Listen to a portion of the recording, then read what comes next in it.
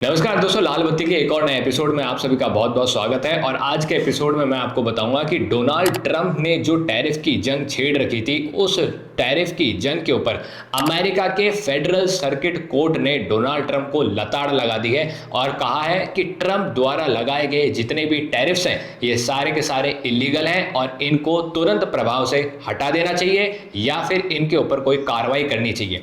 अब हाल ही में क्या हुआ है अमेरिका के अंदर, उसके ऊपर नजर डालने से पहले आपको थोड़ा पहले आना पड़ेगा। देखिए, डोनाल्ड ट्रंप जब से पावर में आए थे तब से Donald Trump tariff tariff tariff चिल्ला रहे थे। अमेरिका की जनता के अंदर एक डर का माहौल था और अमेरिका की जनता सिर्फ इसी विचार में थी कि अगर अमेरिका दुनिया भर के देशों के ऊपर टैरिफ लगा देगा तो अमेरिका के अंदर आने वाले जो सामान है जो बाहर ही देशों से आते हैं वो सारे के सारे महंगे हो जाएंगे, जिसके कारण अमेरिका के अलग अलग स्टेट्स के अंदर टेंशन बढ़ चुकी थी और अमेरिका के अंदर जो छोटे व्यापारी हैं उनके अंदर भी टेंशन बढ़ चुकी थी। तो अप्रैल 2025 के अंदर ये सारे लोग जाकर अमेरिका की एक कोर्ट जिसका नाम है US court of appeals for the federal circuit, यहां जाकर एक लॉ सूट फाइल कर देते हैं ट्रंप के टैरिफ्स के खिलाफ। और यहां पर दोस्तों अब इस कोर्ट का, फेडरल सर्किट कोर्ट का फैसला आ चुका है और इस कोर्ट ने कहा है कि साल 2025 के अंदर ट्रंप एडमिनिस्ट्रेशन ने जितने भी टैरिफ्स लगाए हैं ये सारे के सारे इलीगल हैं और ये गलत हैं। इन टैरिफ्स के अंदर दोस्तों अमेरिका ने दो तरीके के ही टैरिफ्स को शामिल किया है। पहले वो जो रेसिप्रोकल टैरिफ है, उदाहरण के लिए अमेरिका अगर ऐसा कह रहा है, यानी कि ट्रंप अगर ऐसा कह रहे हैं कि इंडिया हमारे पर 100% टैरिफ लगाता है तो अब हम इसके बदले में 25% टैरिफ लगा रहे हैं, तो इसके ऊपर कार्रवाई सुनाइए। और दूसरे ट्रैफिकिंग टैरिफ्स के ऊपर कार्रवाई सुनाइए। ट्रैफिकिंग टैरिफ्स का मतलब है, फॉर एग्जांपल ट्रंप जब कह रहे थे कि मैक्सिको से, कनाडा से, चाइना से इलीगल चीजें ट्रैफिक होकर अमेरिका के अंदर आ जाती हैं तो हम अमेरिका के ऊपर इस बिहाफ के ऊपर टैरिफ लगा रहे हैं, तो इन टैरिफ्स के ऊपर भी इस कोर्ट ने अब रोक लगा दी है। लेकिन जो ट्रंप कह रहे थे कि भारत के ऊपर एक पेनल्टी टैरिफ्स की बात कर रहे थे, जहां ट्रंप कह रहे थे कि भारत रशिया से तेल खरीद रहा है, उससे रिगार्डिंग ट्रंप ने भारत के ऊपर 25% पेनल्टी टैरिफ्स लगा रखे हैं, जिसको ट्रंप एडमिनिस्ट्रेशन के कुछ लोग जैसे कि व्हाइट हाउस की स्पोक्स पर्सन कैरोलिन वो सैंक्शंस का नाम दे रही है, इनके ऊपर इस कोर्ट ने कोई रोक नहीं लगाई है। इसका मतलब ये हुआ कि अगर इस कोर्ट की पालना भी हो जाती है अमेरिका के अंदर तो भारत के ऊपर 25% टैरिफ्स तो कम हो जाएंगे, लेकिन जो पेनल्टी 25% टैरिफ्स हैं वो कम नहीं होंगे। इसको लेकर आगे इस कोर्ट ने क्या कहा है अब आप वो जानिए। देखिए, इस कोर्ट ने हवाला दिया है एक एक्ट का, जो एक्ट 1977 में बना था, जिसका नाम है international emergency economic powers act, IEEPA act. ये जो एक्ट है, इस एक्ट के तहत डोनाल्ड ट्रंप ने पूरी दुनिया भर के अंदर अलग अलग देशों के ऊपर अलग अलग प्रकार के टैरिफ्स लगाए हैं, जिसका कोई एक पर्टिकुलर नंबर नहीं है। किसी के ऊपर 25% लगाए हैं, किसी के ऊपर 50% लगाए हैं, किसी के ऊपर 75 लगाए हैं, किसी पर 19, किसी पर 29, किसी पर 30, किसी पर 10, किसी पर 5। इस तरीके के जो टैरिफ्स लगाए हैं, इन टैरिफ्स को जब लगाया जाता है तब एक एक्ट के तहत लगाया जाता है, लेकिन ये जो एक्ट है ये इस चीज की पालना नहीं करता है कि आप किसी के ऊपर भी किसी प्रकार का टैरिफ लगा दीजिए। देखिए, ये एक्ट कहता है कि अमेरिका अगर किसी नेशनल इमरजेंसी से जूझ रहा होगा तभी यहां पर टैरिफ्स लग सकते हैं। और यहां पर डोनाल्ड ट्रंप की जो एडमिनिस्ट्रेशन है उसने बिना कुछ देखे यहां पर यूं ही टैरिफ्स लगा दिए। कोर्ट का यही कहना है कि आप प्रूफ तो कीजिए कि आखिर नेशनल इमरजेंसी है कहां, जो आपने यहां पर खूब सारे देशों पर यूं ही मनचाहे टैरिफ्स लगा दिए। यहां पर भी ट्रंप एडमिनिस्ट्रेशन चुप रहा और इसकी पालना, इसका जवाब बिल्कुल नहीं दे सका।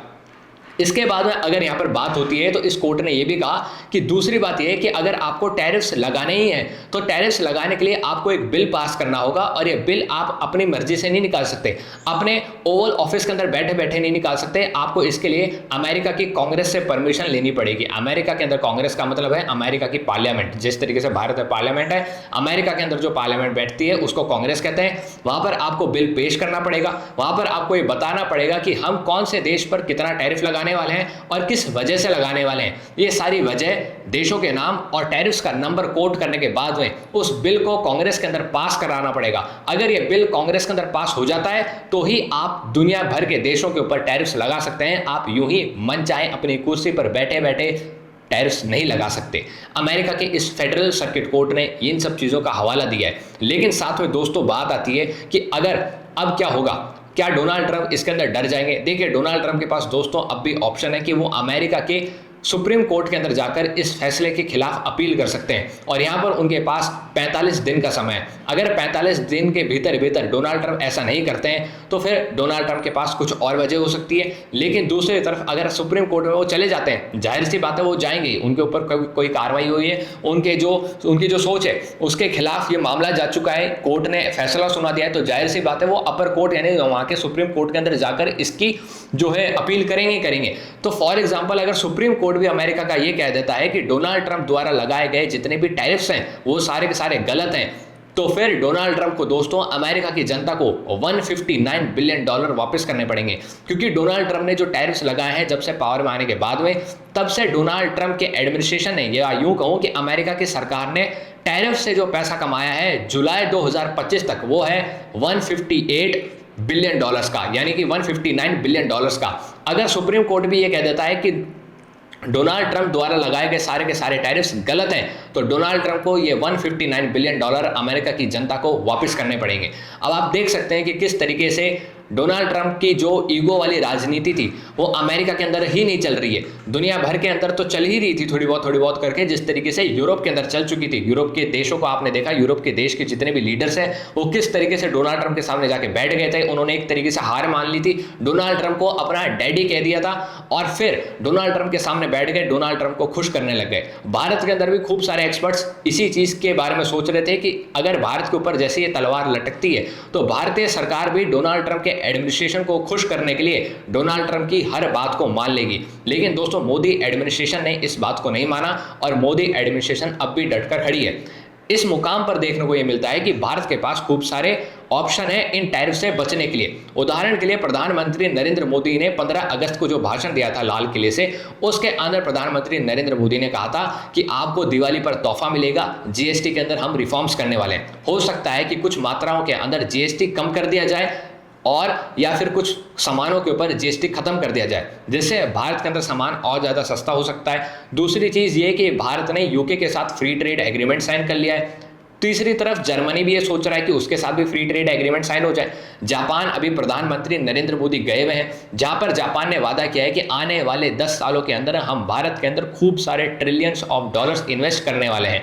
जी हाँ दोस्तों, और ऑस्ट्रेलिया ने भी भारत की इकोनॉमी के अंदर इंटरेस्ट दिखाया है। अब प्रधानमंत्री नरेंद्र मोदी आने वाले समय में कुछ दिनों बाद एससीओ समिट करने के लिए चाइना जाएंगे, जहां पर देखने को यह मिलेगा कि अगर चाइना के साथ प्रधानमंत्री नरेंद्र मोदी या भारत चाइना के साथ कोई बड़ी ट्रेड डील कर देता है तो डोनाल्ड ट्रंप के बारे में, डोनाल्ड ट्रंप के लिए ये बहुत बड़ा झटका होगा। इस बीच रशिया को किस तरीके से टैकल करना है ये भी बड़ी चुनौतीपूर्वक चीज़ है, क्योंकि हम रशिया से अच्छी खासी मात्रा में तेल तो डिस्काउंटेड रेट पे खरीद रहे हैं, लेकिन रशिया को हम कुछ बेच नहीं पाते हैं। रशिया को हम यहाँ पर डील पे लॉक करना चाहिए, हम भारत को लॉक करना चाहिए और रशिया को कन्विंस करना चाहिए कि आप भी भारतीय बना सामान, जो भारतीय जो सामान बनता है उसको खरीदिए। दोस्तों आप क्या कुछ सोचते हैं इन सब चीज़ों के बारे में नीचे कमेंट बॉक्स में लिखिए। लेकिन दोस्तों इस बीच एक और चीज़ सामने आती है और वो सामने वाली चीज़ ये है कि डोनाल्ड ट्रंप के पास अब भी कुछ ऑप्शंस हैं, अब भी कुछ एक्ट्स ऐसे हैं जिसके तहत डोनाल्ड ट्रंप लीगली देशों के ऊपर टैरिफ्स लगा सकते हैं। देखिए अमेरिका के ट्रेड वाले मामले के अंदर 2 एक्ट हैं। पहला है यूएस ट्रेड एक्ट 1974 सेक्शन 301, इसके तहत, और ट्रेड लॉ 1962 सेक्शन 232। इसके तहत डोनाल्ड ट्रंप अपने एडमिनिस्ट्रेशन को कह सकते हैं कि जितने भी हमारे ट्रेड पार्टनर्स हैं उनके ऊपर आप इन्वेस्टिगेशन कीजिए, उनके ऊपर कार्रवाई कीजिए और पता कीजिए कि हम उनके साथ ट्रेड करने के मामले में फेयर हैं या नहीं है, वो हमारे साथ ट्रेड फेयर तरीके से कर रहे हैं या नहीं है। और इसके तहत अगर डोनाल्ड ट्रंप को लगता है कि उनको इंडिया को सजा देनी चाहिए तो इन एक्ट का हवाला देते हुए डोनाल्ड ट्रंप इंडिया के ऊपर कुछ टैरिफ्स लगा सकते हैं। यानी कि जो कोर्ट ने टैरिफ्स के ऊपर जो छूट दी है, यानी कि टैरिफ्स के ऊपर अमेरिका की फेडरल सर्किट कोर्ट ने डोनाल्ड ट्रंप को जो लताड़ लगाई है, उस लताड़ से भारत के ऊपर लगने वाले रेसिप्रोकल टैरिफ्स तो कम हो सकते हैं, लेकिन जो पेनल्टी टैरिफ जिसके तहत ट्रंप कह रहे हैं भारत रशिया से तेल खरीद रहा है, इसके लिए हम भारत के ऊपर 25% टैरिफ लगा रहे हैं, ये कम नहीं होंगे। तो 25% टैरिफ तो लगना भारत के ऊपर लगेगा ही लगेगा, दुनिया भर के ऊपर नहीं लग सकता है, लेकिन अपने ऊपर तो लगेगा।